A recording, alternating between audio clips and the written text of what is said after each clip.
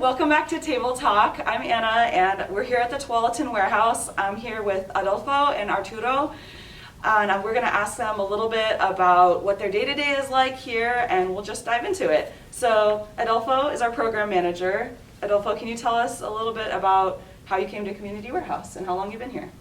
Well, I heard about the Community Warehouse. I was a driver for a moving company, and then I had applied for the delivery driver.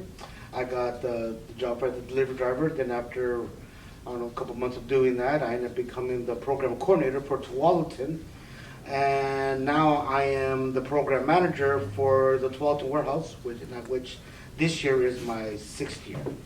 Awesome. Could you tell us just a little bit more about what the day-to-day looks like for you at the warehouse? Well, the day-to-day for me is that when I come in the morning, I come in, I do my paperwork, get that all done. That way I make the people who are happy. And then I make phone calls and do all that kind of stuff. And also I see clients, I take in the donations, organize the warehouse, I talk with volunteers, So if you've ever been to the Tualatin Warehouse, you've probably seen Adolfo literally like running from place to place, car to truck to truck, car to car, making sure that the staff are supported, the volunteers are supported, that donors are, able to drop off stuff, and you're helping clients. You're all over the place. Helping the store manager, he's all over the place. Oh, yeah. So that's awesome. Anything else you want to share about just the work at the Tualatin Warehouse or at Community Warehouse in general? Well, it's a fun place to work at, and it is nice to help out families and give them furniture that that they need. Awesome. Yeah. Thanks. All right. Well, Arturo, I'll introduce Arturo to you. So Arturo is our direct services advocate, which means he helps families and individuals that are self-referred to Community Warehouse, which means they don't have a case manager to represent them, or they come from an agency that doesn't have case management, so such like a school or a church. So Arturo, if you could tell us just a little bit more about how you came to Community Warehouse and how long you've been here. Well, I got the background. Before I started working here at the Community Warehouse, I used to work for Portland Community Media. Mm-hmm. So I got the background in media production. But by that time, I got the opportunity to work with different organizations. I was in charge of a program who was digital inclusion. Mm-hmm. So the idea is to bring people in the technology to different backgrounds. Mm-hmm. And I used to work with different organizations, different backgrounds, like the Q Center, Sisters of the Road Cafe, Boss Workers Program, which is a LGBTQ community, homeless community, immigrants community, American Friends Service Committee, which was more anti-war movement. Mm-hmm. So I got the opportunity to work with different organizations. So, and by that time, my co-worker was Joe Glow and Duneshka. Mm-hmm. So our former executive director and our program director. Yeah. So they invited me to be part of this program because by that time Duneshka told me, hey, you got the background to working with different people, different different human expressions. So that's why I'm here. She invited me to be part of the program. Awesome, thank you.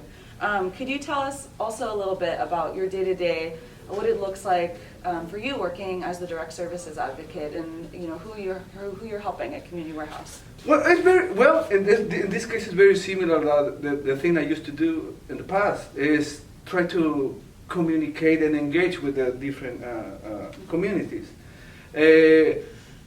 Like we talked before, when COVID was really hitting hard, we used to attend a lot of women in different situations, domestic violence, different situations. Now my everyday is different. The population is changing, unless in this area. We got a lot of Venezuelan immigrants and very big families. And we serve people of families of 10 or 8. So, and Adolfo helps me a lot to bring donations, pay attention what they want, what they need, especially. Well, they need everything, but he take notes. We try to help that in that Thank way, you. the families. Yeah, thank you. What is it that we need for families at Community Warehouse? I mean, what are some of the donations that are most needed items so people know what to bring to us? Well, the most needed items are dressers. Dressers are a hot commodity. As soon as we get one dresser, it goes right out the door. Sometimes doesn't even make it into the shop. It goes right straight from the donor's truck straight to the client's truck. So dressers we'll always need. We'll always need linens, dishes, pots and pans. Dressers, pots and pans are basically the main things. Then we also need like sofas, beds. We don't take in king beds, unfortunately, but we do take from anywhere from queen, full to twin. Awesome. Yeah. Thank you so much. Anything else that you can think of that people really need to or could bring to the warehouse that's helpful for big families? Yeah, I want to tell something in the community warehouse. Hablamos español because a lot of people asking, "You speak Spanish?" Yes, sí hablamos español. Awesome. Thank you. Yeah. Yes. Awesome. Yeah. Any other takeaways that you want people to leave with, just about the work we do or how they can help? Well, how they can help is that they can donate their items to us. I mean, we do have to inspect it, make sure that there's no rips, tears, or stains in any of the sofas or mattresses or stuff like that. And if they cannot drop it off to us, we do have a pickup service. We do charge an $80 fee to come and pick up. But with that $80, they can take almost the whole house. It's just a flat rate fee of $80. But yeah. So if they have 2 floors of stuff, we'll take that yes. for $80. Yes, ma'am. 1 big bed, we'll take that. Mhm. Yep. 2 folks will come to your door and take that away, and it's a tax write-off, which is great. And you gotta make sure that it's coming to an organization that is serving families day in and day out. So it's really helpful for us. And I think something else very important is the community warehouse work really close to the different school districts. So I think this partnership is very important for us and for the rest of the community, because they connect us with the Spanish speaker community, or even we have someone who speaks Arabic, so she helps us with that. So I think from my perspective, the school districts we play a very important role in this area. Yes, actually, before COVID, we were doing a survey of our partner agencies, and some of our top referring agencies were Portland Public Schools and Tigard Tualatin Public Schools, and Beaverton Public Schools. And Hillsborough Public. Yeah. So yeah, some of the schools are some of the places where teachers or counselors are looking out for people in the community, and folks are coming to the schools with, hey, how do I get resources? How do we get furniture? And so that the more that people know about us through the schools, the more they can be referring folks, and especially kids. Kids that need beds that are not they're sleeping on the floor, or they're having to do Zoom or school from home, and there's no desk or lamp to do homework. And so this is really, really, really important for people to know about this and to be able to get furniture. So. And I think something else is how it's very interesting how the network works, because we have families from Salem. So they come all the way from Salem, and when I ask, hey, how do you know about us? So from the church, from the schools, from community medical services, the Spanish speakers, so that they have flyers about us. So that's why they came here.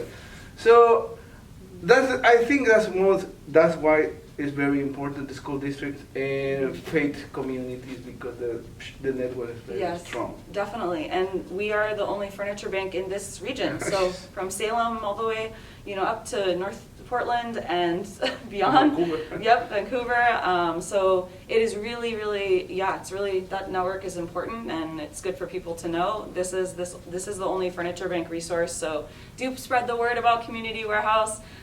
Tell folks that we need donations, and that if you know somebody that needs furniture, to contact us. Our website is communitywarehouse.org. You can find all the resources there. Feel free to contact us. And any last takeaways, you guys? Thank you so much for sitting down today. Any last takeaways? If you come here to donate, we'll make sure that you have lots of fun when you come to donate. That's so true. Awesome. Well, thank you, everybody, and we'll see you at the next table talk. Bye.